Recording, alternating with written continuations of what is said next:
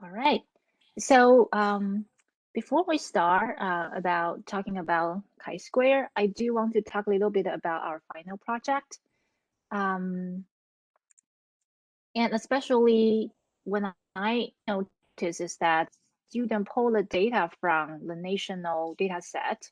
A lot of time, those data, they coded all the missing value for you, right? So like they told you, okay, the -9, -9 is missing, and then -8 is people skip on logic. So they don't answer this question when for 7, like -7 could be not administered, right? So fail to administer to those students. And then what I noticed is that those national data set, when you download the SPSS file, they didn't connect the missing value with the missing column. So what we need to do is to take an extra step to make sure that we connect the missing value with the missing codes. And it's fairly easy to do that. Like it only takes like 5 seconds, but I want to make sure that I show you how to do this and then get this recorded so I can also refer to students who need help to watch this video. All right, so when we do that, I'm gonna show my other screen right over here. Let's see, here is a SPSS, and I apologize for, I don't think there's a way that I can make this bigger, so just bear with me. And like you can close your participants and chat function so then you can see my full screen at a much larger space. All right, so when you have your SPSS data set pulled out, and you can quickly check by click the values. When you click on value, it shows you this small square right over here. When you click on the value, it tells you what are those codes found for this variable, right? So mine is a lot easier, like a lot simpler. I only have like -1 represent missing data, like those questions were skipped. And then 1 and 2 is like my actual value. It's the actual value that I need to use for the final analysis, final paper analysis.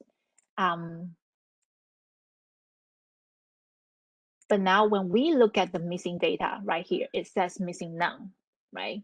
So let me do the analyze for frequency first, just about this first variable that we look at. When we do okay, and here comes the output, we see that, oh yeah, like it says there's 0 missing. And in this case, it didn't show the missing because, well, I wonder is because like in this case, they don't have the missing value. They don't have any data coded -1. That's okay. What we need to do to make sure that the SPSS recognize it as missing value is to click on this small square right here. And then here, you can change the default from no missing value to a discrete missing value. So if it's like only -1 in this case, then I can just do discrete missing value and click OK.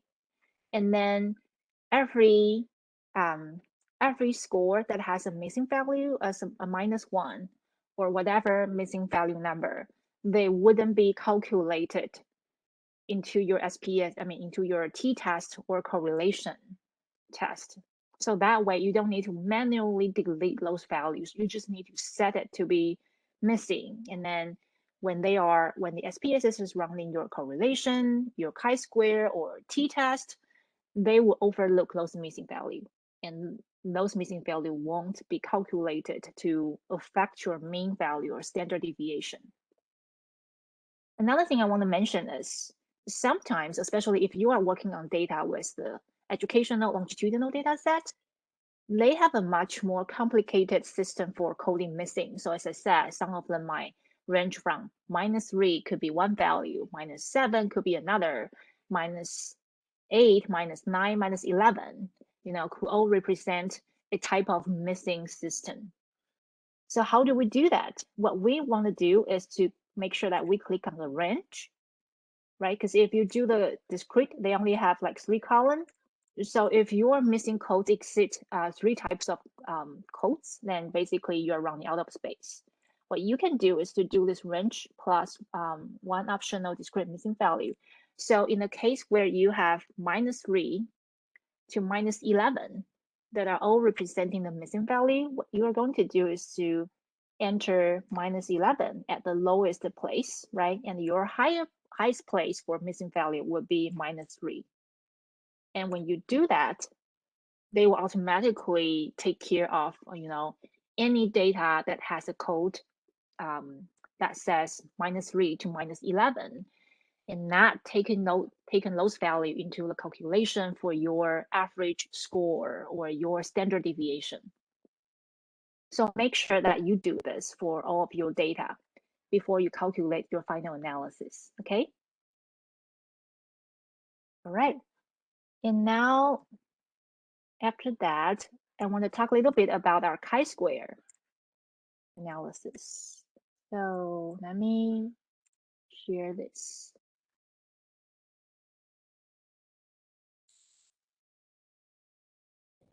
Do pointer option 10. Okay, great. All right. So what is chi-square going to do for us? In your textbook, basically from chapter 1 to 5, 1 to 6, they're talking about descriptive statistics, right? And starting from chapter 7 to 13, they're talking about parametric analysis, where you can use to analyze your Likert scale or continuous data.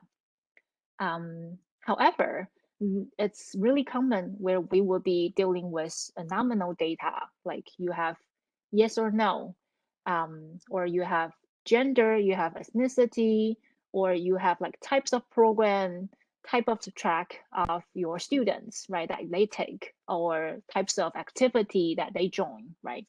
And for those kind of survey data, we wouldn't be able to analyze them using the independent sample t-test or dependent sample t-test or correlation, Pearson R correlation, because those are nominal data. The way that we test the difference in correlation about our nominal data compared to the interval ratio data is to use non-parametric statistics. And one thing about non-parametric statistics is that it tests the hypotheses that do not make inferences about parameters in the population. So they don't have the assumption about your data needs to be normally distributed, because in the non-parametric data, like gender or like types of program, we don't expect them to be normally distributed, okay? And then it's useful to help us test hypotheses about data that can have any type of distribution. So this is a widely used technique to deal with small sample size data, or if you have a interview data set and you just want to quickly run a chi-square to see whether a certain code, like when you open code it, right, whether a certain theme is more prevalent among a type of your participants, like whether this theme are more prevalent among female versus male, then chi-square is a perfect fit for that kind of question, even if you only have 11 participants. Like with independent sample t-test, you wouldn't be able to run a t-test with only 11 participants, but with chi-square, you are able to run it with any kind of number, okay? So there are 2 kinds of chi-square that our textbook introduced. The first one is simply the chi-square goodness of fit test. And the second one is about the chi-square test of independence. The second one is going to be what we use more often in the educational setting, okay? For the chi-square, the first one, the goodness of fit test, it's basically testing the discrepancy between the observed and expected frequency. And although like we seldom use this test, but I'm still gonna just quickly review it because it's the same idea when we apply the goodness of fit test and make it to, change it to be a independent test. So here's the example about that, the textbook give you, and I would definitely give you another example just in a sec, okay? So basically, here's a question. The researchers interested in dream recall. So they recruit 80 participants to sleep overnight in a laboratory, and then participants were wakened during the REM sleep, and then asked if they were dreaming or not. And then the dream recall was measured, right, as did not, or unsure, like the three category. And now the researchers want to know if the way that their sample behave are significantly different from the theory. So in this case, they say the null hypothesis is that they would behave the same as the theory. And the alternative hypothesis would be they would behave differently from a theory, right? And we don't have to think about dream recall. So that's just say, let me give you an example. After student taking the taking the basic quantitative courses, would our student get more confident about taking stats, about like conducting stats analysis? So then I can do three category. Like after you guys go through my class at the end of the day, the last day of the course, I ask you, did you get more confident? Like, did you get confident? Yes, right? This is yes, confident, or no, you don't get more confident compared to the beginning. And then I can also have it unsure category, right? And in this case, see, like I might have 5 students who say, yes, I feel much more confident. And I might have like 3 students who says, I'm not confident compared to the beginning. And then I might have 4 students who says, I'm sure. So in this case, I can also compare whether I have significantly more people, more proportion for people who say that, yes, they feel much more confident compared to the beginning, right? And when we do that, we need to compare the frequency of observed value compared to the frequency of expected value, and see, like, based on in the case of dream recall, they have the theory that says for people who do not recall, the proportion should be 0.80, right? And for people who did not recall, that the percentage should be 0.10, right? But in the case where I'm just simply doing yes, they feel confident. No, they don't feel confident. Unsure. I don't know what the theory says. So in this case, I'm just going to divide the proportion equally across the 3 cells. So in this case, it would be the expected frequency would be 0.33, and then this would be 0.33, right? And this would be 0.33. So that's how you do that, okay? Right. So we first need to figure out, okay, so we have this frequency of observed frequency, and then we also need to calculate the expected frequency and based on your expected value. So like in the case of statistical confidence, instead of doing like 0.80, 0.10 right here, we would just do, like 5 times 0.33. And then here would be, let's see, I forgot. So 5.34, right? So 3 times 0.33. And this would be 4 times 0.33. And this final value would become my frequency of expected, okay?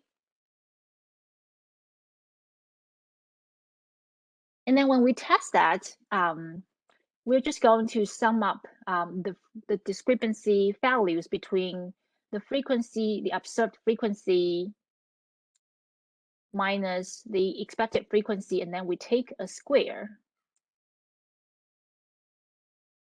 divided by the expected frequency, so then we get a value. And because it's always going to be positive, no matter your discrepancy score is negative or positive, because you take the square. So it's always going to be positive. So that's why when we are talking about the chi-square distribution, it's going to be a positively skewed distribution, okay? There's not impossible for you to see a value, a chi-square value below 0. The smallest that they can get is 0, okay? Right. So this is static. So this is 0 right here. And we have the table at the end of our textbook.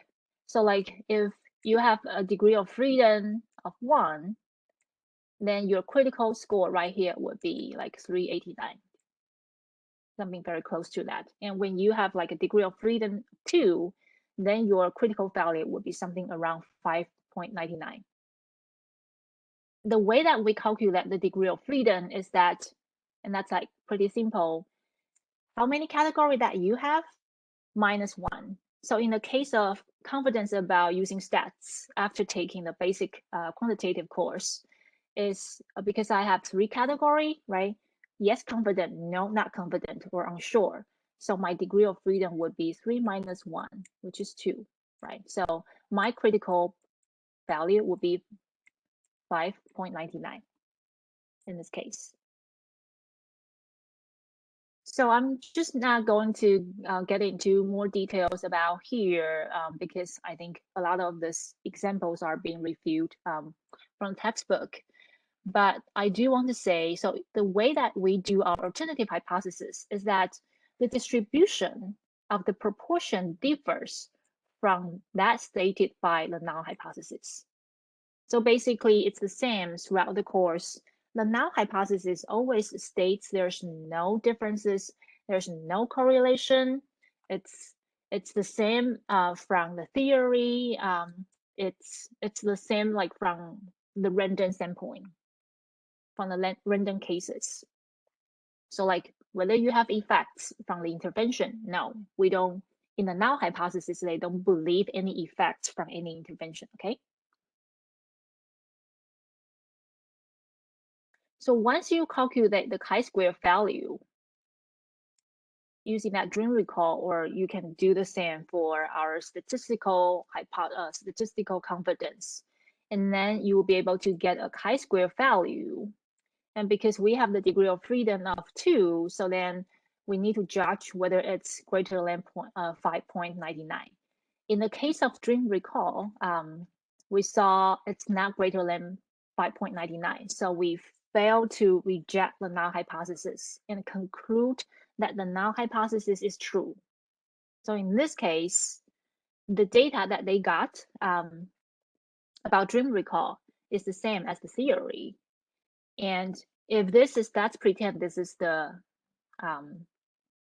statistical value for the confidence test for the basic quantitative course. And if that's the same, then we say we fail to reject the null hypothesis and conclude that taking basic stats course did not significantly increase students' confidence level in that case.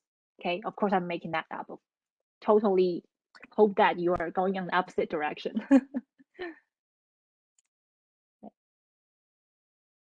All right, hold on a second. Right. Dr. Mott, you said that we could, based on that, we could say that that was true. Could you? Mm-hmm. We say the null hypothesis is true. So we fail to reject the null hypothesis, and then we conclude that the null hypothesis is true. Okay. Or we fail or we reject the null hypothesis and conclude that our alternative hypothesis is supported. I see. Yep. Thank you. Right. Like for your alternative hypothesis could be having so-and-so intervention is going to make a difference on the nursing student academic success, right? So in this case, the null hypothesis would be nope, there's no effects. The alternative hypothesis would be yes, for people who take that intervention or that course, we end up having a higher grade. Thank you. You're welcome. Thank you for the question. All right, so now let's talk a little bit about this independent observation expected frequency size. So one restriction of when you are doing the chi-square analysis is that each cell must have more than 5 frequency. So you can't have a cell where you have 0 in there, right? It's going to cause some problem. But then there are 2 ways that we can wrap around that question, that problem. So the first is to increase the sample size. So when you have like 3 cell, right? If I have 0 over here, 3 and the 4, like I'm kind of running into problem because I only have 7 participants, right? And I don't have enough sample in each cell. So ideally, I should have at least 15 people in this case. Hopefully, I will be able to do like equally split, or hopefully I will have like 10 people over here, maybe 5 over here, and maybe 5 over here. And then in this case, I need at least 20. Or another way that you can wrap around this problem is you can increase the number of levels of that category of variables. So whenever you have more than 2 by 2, you don't need to follow the rule about having 5 sample size in each of the cell. So whenever you have like maybe like 3 by 3 or 4 by 4 chi-square, then it's okay that you have any of the cell to be 0. And we can definitely give you more example. So there are this other example that I want to give you. And before we talk about the chi-square independent test. So you might be interested in knowing whether your nursing students retained versus not retained. And whether the percentage, like people who are being retained, are much higher than people who are not retained. Or you might take one step further to say, well, I'm really wondering about the predictor being the orientation program, because this year I start a whole new virtual online orientation in addition to the face-to-face. And theory says that people would benefit from both formats.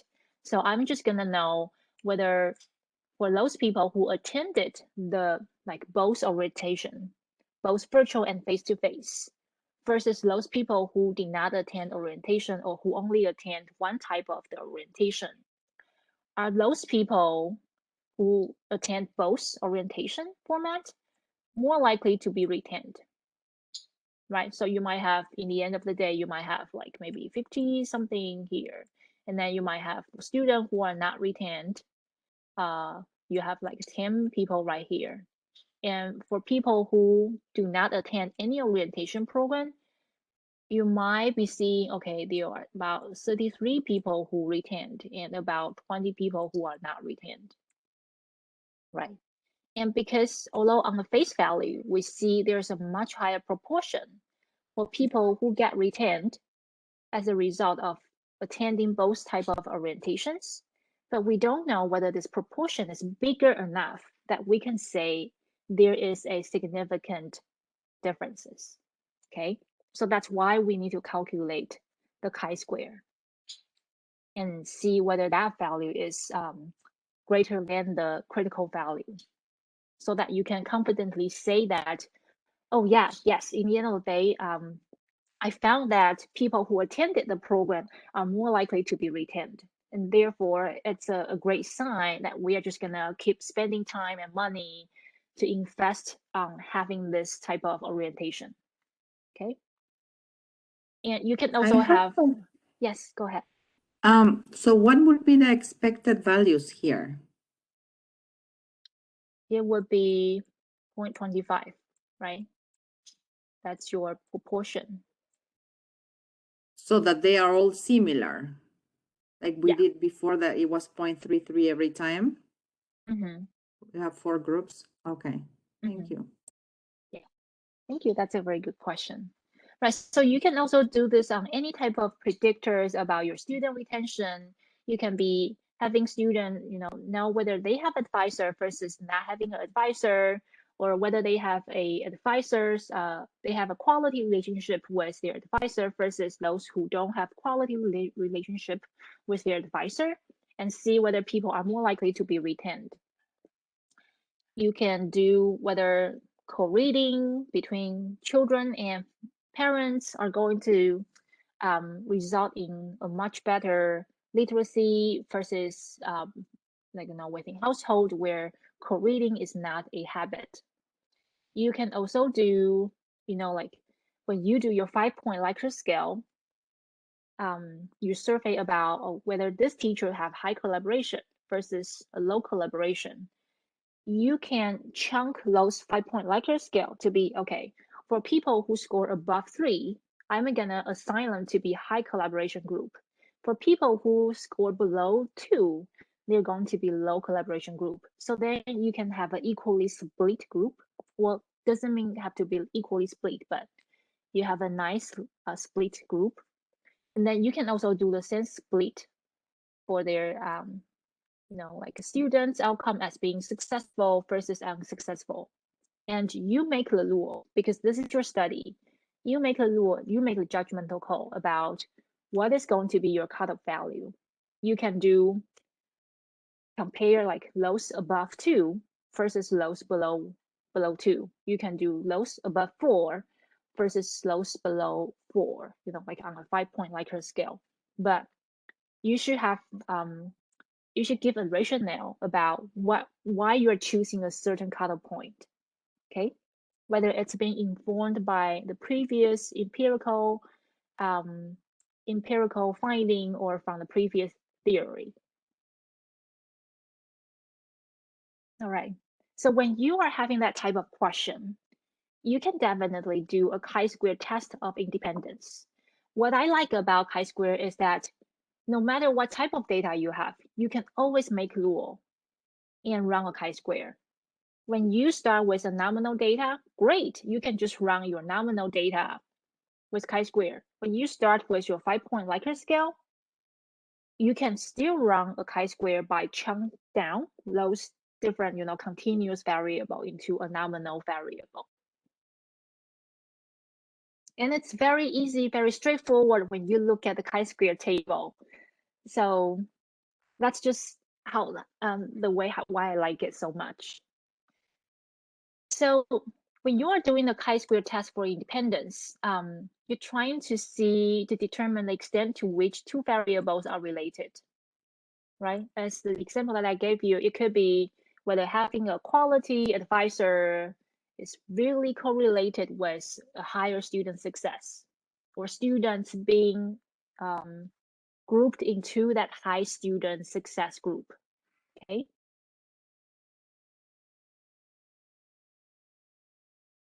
Right. So you will be able to do this whether you start from a nominal data or you started from a continuous data. So the way that we are going to conceptualize this is that when this is a conceptualization for null hypothesis, right? And this is a conceptualization for alternative hypothesis. When we, like in this case, they're doing depression with preference for Coke. And in this case, they're like, okay, if there's no relationship between depression and preference for a person's preference for Coke, then basically you are going, so if you survey about 200 people, you are going to have an equal split number in each of this cell, right? So each one will get 50 people there. But if there is a correlation, if there's a significant correlation between depression and the choice of, in this case, the serotonin level, then you're going to see that there is there's cell independent, there's cell dependence, the dependent. You're going to see a phenomenon of dependence that when depression is higher, we also see that there is a lower serotonin level. And you can like substitute this with anything, right? So like when people who are having a higher confidence, they are also going to be a higher GPA students.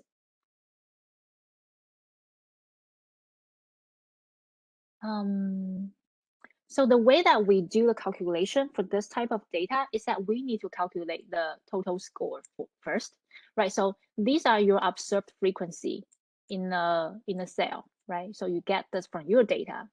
And now when you put it into this cross tabulation, you are going to calculate the column total, right? So this is going to be your column total for this one. This is going to be your column total for your second column. This is going to be your row total for the first row, and this is to be your total frequency for the second row, right? And then you also have a total number of your sample size.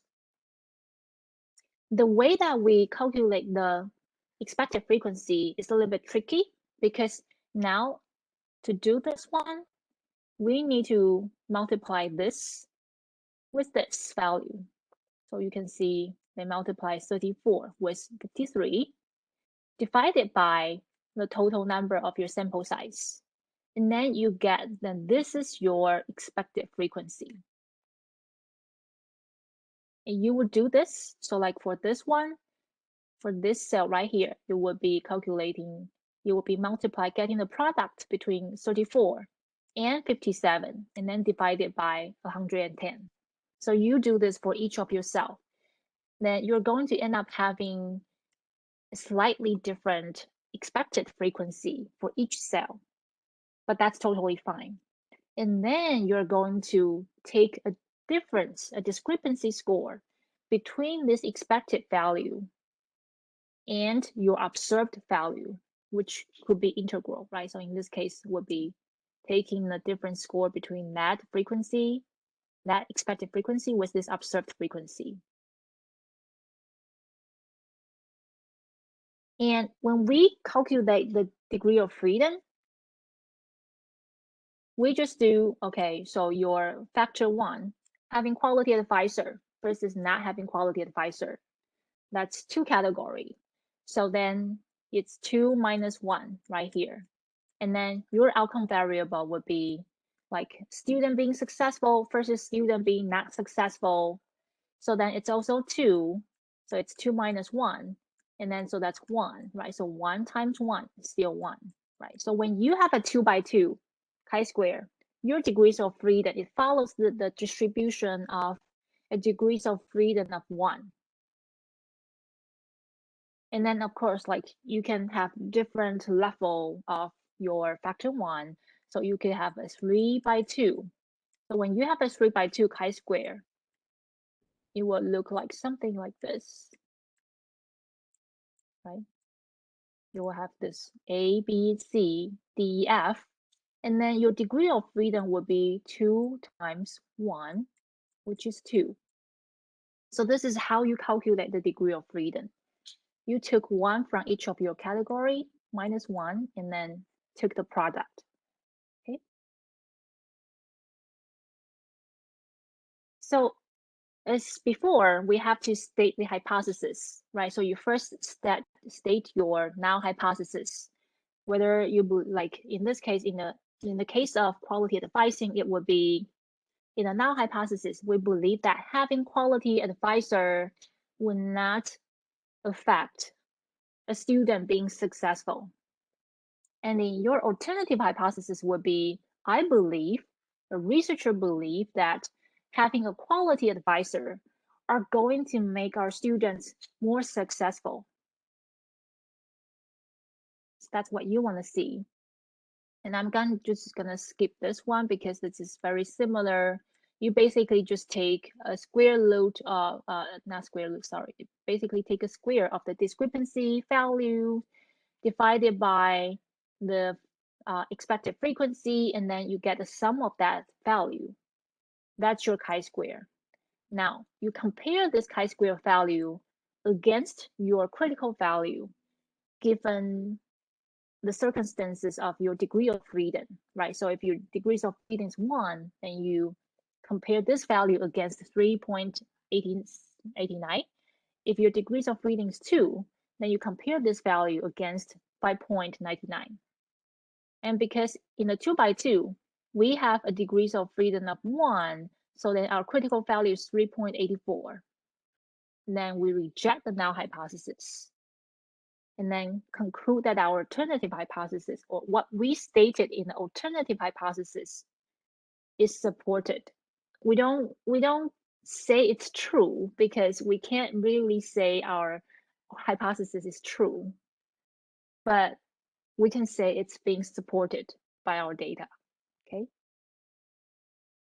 So let me give you some further examples from the real data. And I think I already talked about this example using my own paper, right? So when I compare data from adolescent students from Taiwan and from those students in the United States, I compared their help responses, and I took frequency, like how many people do tell the teacher when they see bullying, how many people do they comfort the victim, and then I do the frequency, right? So you can test this frequency or a proportion, right? So you can take the proportion and do your chi-square calculation based on your proportion value. So you don't need to know the exact frequency.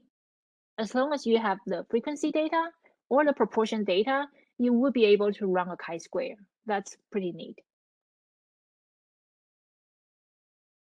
So I want to show you the real example from our students. So this is a previous student's dissertation. And in this case, so Kristen was running a data about whether, like she took data to know students' age when they enter into the program. And then this is whether they graduated or no. So like so this student, she's a director of a sonography program, and excuse me, she's a director from the radiography program. So then she's just basically interested to know whether students' age is going to be related to whether that student graduated or not. And you can see that she has a 4, because she has 4 category, right, of age, right? So she has a 4x2. 4. So elimination. And then when we calculate the degrees of freedom, it would be 4 minus 1, 3 times 2 minus 1, right? So then the degrees of freedom will be 3. So it's showing in her output, the degrees of freedom is 3. And then her chi-square value as calculated by SPSS is 8.94, because that's exceeding its critical value. So the p-value is about 0.03. Do you reject the null hypothesis in this case?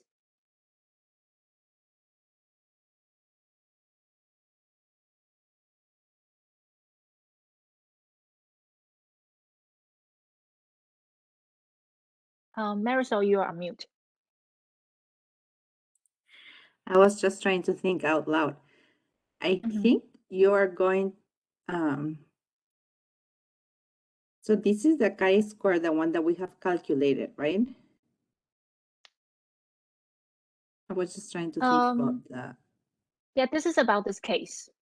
So when the student wants to know whether age is going to make a difference on the graduation rate of the radiography students, then she has the calculation, she has the value, chi-square value of 8.94.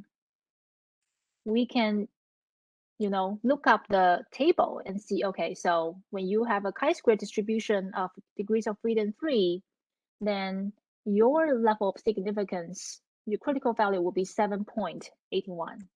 So 7.81. And because this 8.94 is far beyond, beyond this value, so we reject the null hypothesis and conclude that yes, age is going to make a difference on whether student graduate versus not.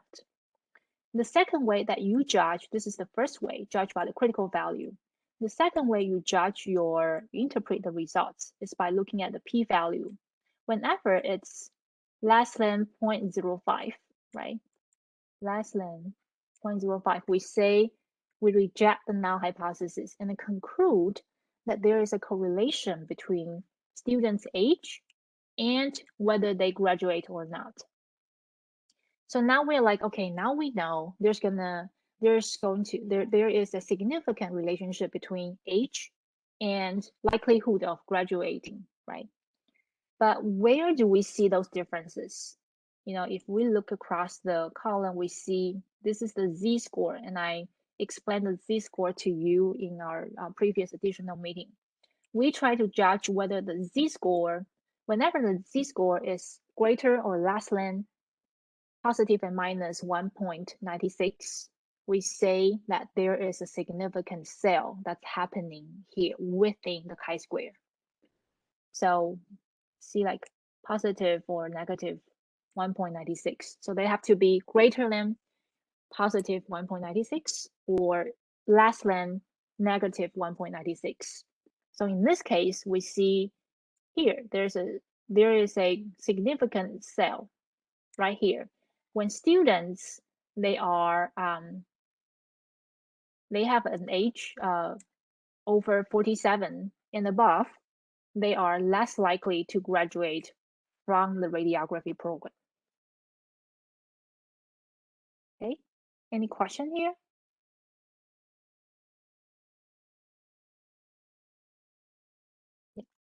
And she also ran this other analysis about whether students' grade is going to be correlated with their graduation rates. So now we saw, okay, she has a chi-square of 10.52, and the p-value is 0.01. Do we reject the null hypothesis or not?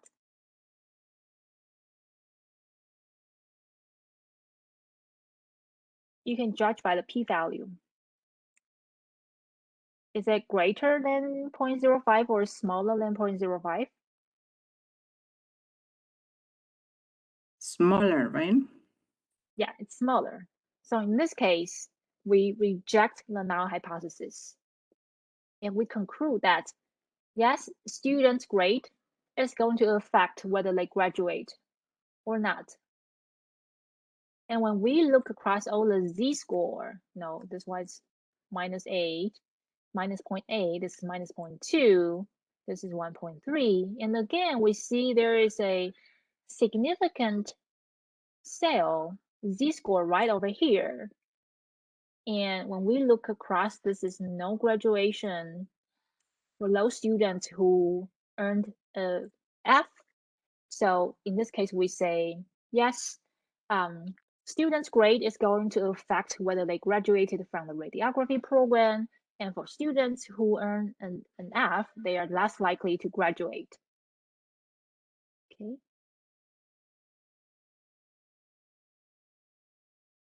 I think our neighbor's kids is screaming. I hope you don't hear that. All right, so maybe it's just me. That's great. I'm so relieved.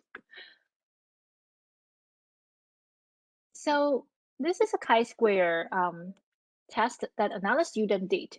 And in this student's case, she is interested in finding out the adverse childhood experiences that her students may experience. So she did a survey asking about whether you have experienced any trauma when you are a kid or a child.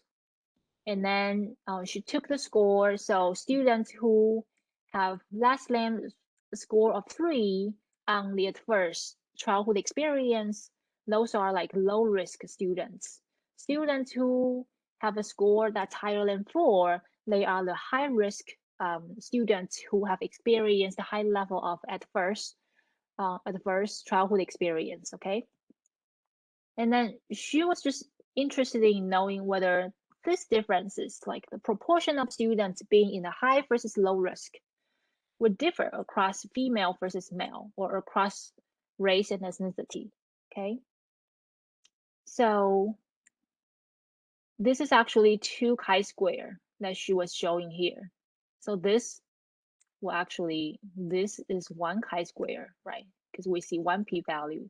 Because she also surveyed this across 3 different institutions One is the public 4-year university, another one is the private 4-year university, and the third one is the public 2-year university. So she run one chi-square here, second chi-square here, and then this is her third chi-square.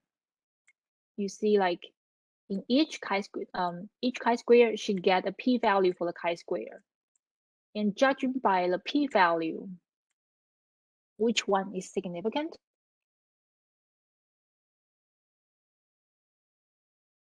The public 4-year.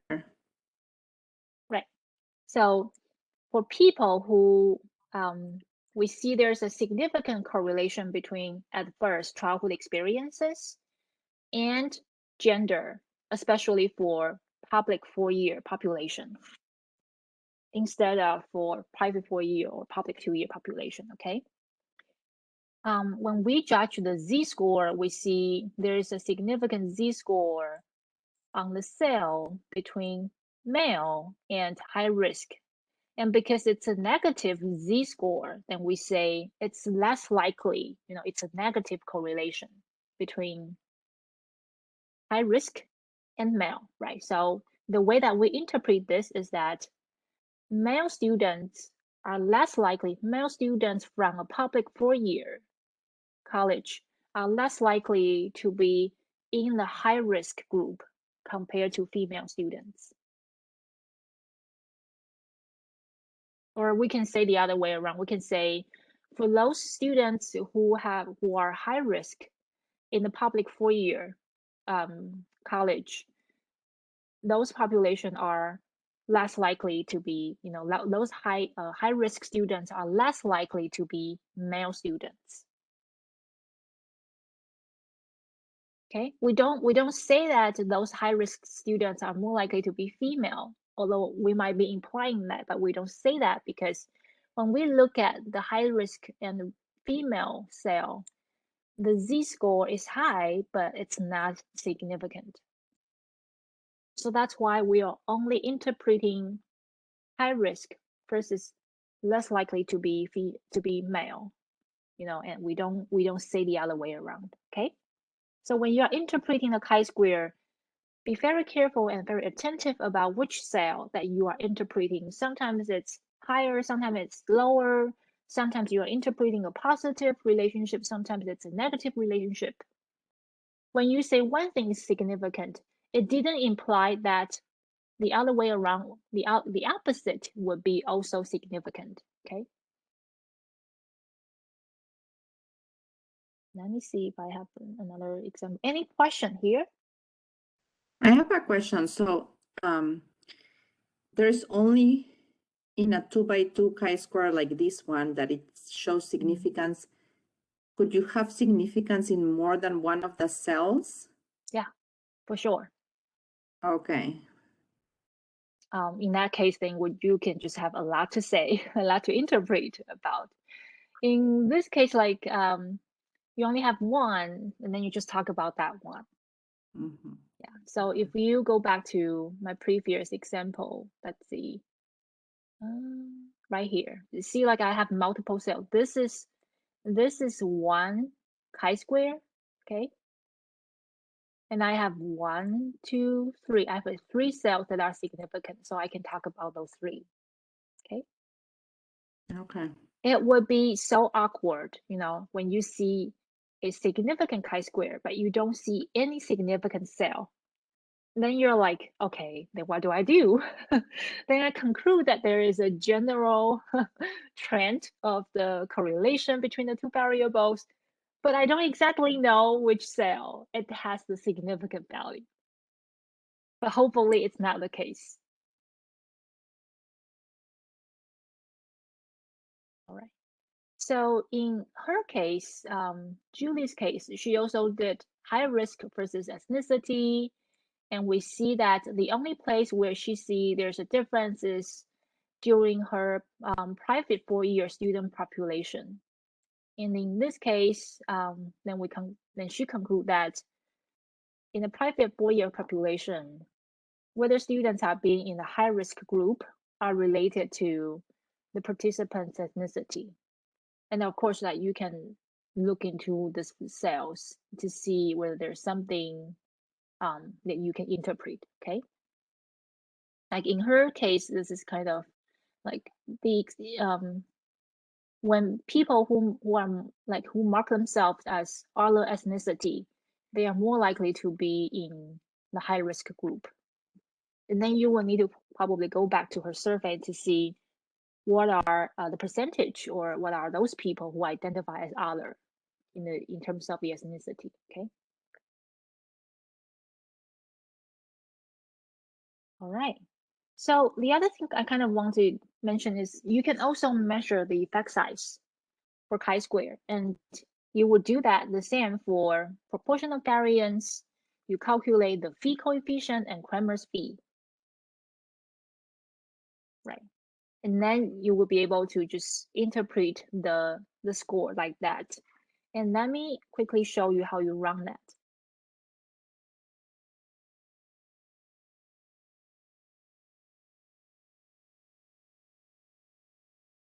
This is going to be -1 in this case. Okay. This is the, oh yeah. So if I'm just going, so let me show you. So you go to analyze descriptive statistics and then go to crosstabs. So one more time, analyze descriptive statistics, then crosstabs. It didn't say chi-square, so don't get confused, okay? You do crosstabs. And then you do your row. It doesn't matter which one you're throwing as a row versus column.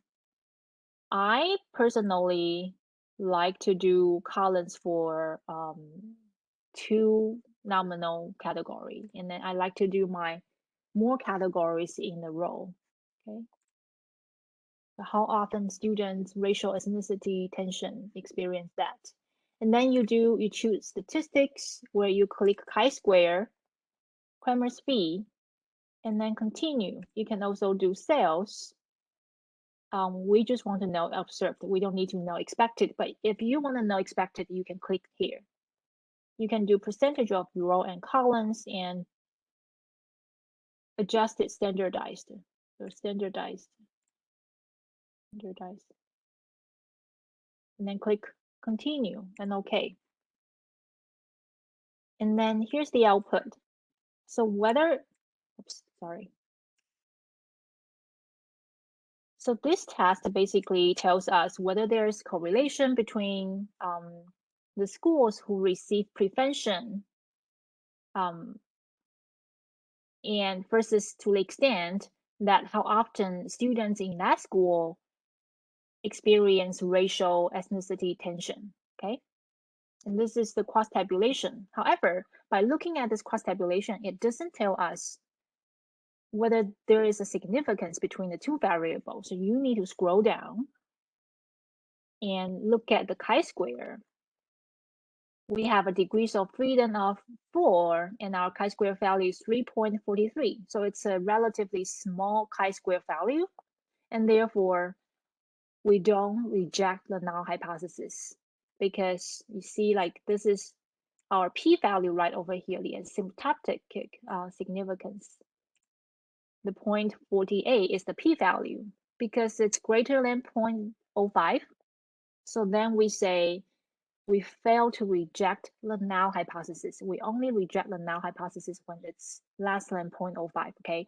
So in this case, we fail to reject the null hypothesis and then conclude that whether a school has received prevention about their curriculum instruction did not correlate with the extent to which their students experience racial and ethnic tension. Okay. Hi, Dr. Ma. So, Is yeah, go that ahead. standardized residual? It's not the z-score. Residual. Is A that standardized residual is the z-score. Yeah, that is a z-score. Yeah, Thank you okay, for asking. okay. Okay, thank you. Oh, hi, baby. Yeah, and the other thing I want to mention is that when you don't have a significant value over here, judging by your p, then you don't even bother to talk about this huge chi-square value table. You don't bother to interpret whether there's any significant z-score here. You only interpret those z-scores when you have a significant chi-square, omnibus chi-square value. When you have less than 0.05 significance level, okay? Okay. So in this case, I'm like, okay, there's no correlation between the two. I'm down. That's it. No more interpretation. Like no need for that, okay?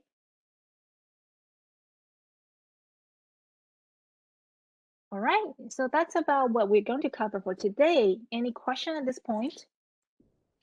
I have a question about the last week's Mhm. assignment, when it was asked about if we report on all of the data, even though there Correlation? was no significant difference, and we were supposed to, right? In that case, but not in Yes. this case, not in Well, chi-square. no, in this case we say that the chi-square is non-significant. So we report the significance for each chi-square level. In the cases Say when the it's not chi-square significant. is not significant, we stop by judging, any of the cell because we are not supposed to. Okay. Yeah. All right, that's a very good question. Well, thank you so much for being here.